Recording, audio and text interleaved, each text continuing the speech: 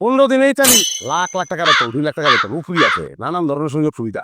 আর এই জিনিস তো বেশি দিন থাকবো না। ক্যাশ টাকা থাকলে জলদি জলদি কর, বেশি দিন থাকবো না। ওই তো হইলে 2-1 দিনের মধ্যে, ম্যাক্সিমাম এক সপ্তাহের মধ্যে টাকা পয়সা নিয়ে যোগাযোগ করতে পারো। 15 দিনের মধ্যে ইতালি কইলাম না। রাখ রাখ রাখ, অন্য ক্লায়েন্টে ফোন দিছে। তুমি এমনি চাই রেছো ফিলে তোমারে দেখি আমার আবার নতুন করে তেমন কি হলো না, আজকে তোমার অনেক নতুন নতুন লাগতেছে। বের হয়ে গেছো না? পকেটের টাকা পয়সা আইলে চেহারা লোকটা পরিবর্তন হয়, ব্যাপারই কথা।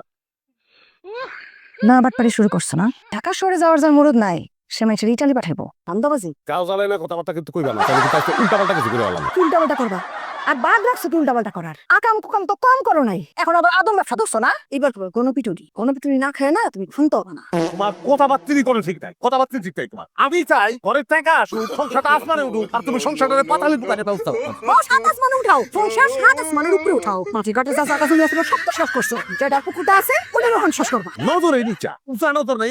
এই যে পাসপোর্ট, এর মানে তোর মানে পাসপোর্ট আমার দিচ্ছে টাকা তোরে ঘরে ঢুকবো, জমি জমা এরকম 3 গুণ কিনতে পারবো আমি, ওটা ব্যাপার কি?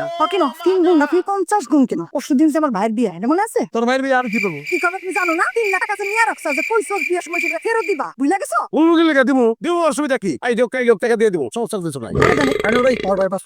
বিদেশ যাবো না? অবশ্যই যাইবো, তো আপনার মাধ্যমে না। আমার মধ্যে গেলে সমস্যা কি? ভাই আপনি পাঠাবেন ইতালি, ভালো হয়ে যান ভাই, সময় আছে এখনো, ভালো হয়ে যান। আর একটা কথা শুনেন, সবকিছু নিয়ে খেলতে যায় না, তাহলে মাঠে ঘাটে হাত ভাঙিয়া পড়ে থাকবেন। আপনি পাঠাবেন ইতালি, দেন ইতালি তো বহুত বড় ব্যাপার, পাসপোর্ট দেন।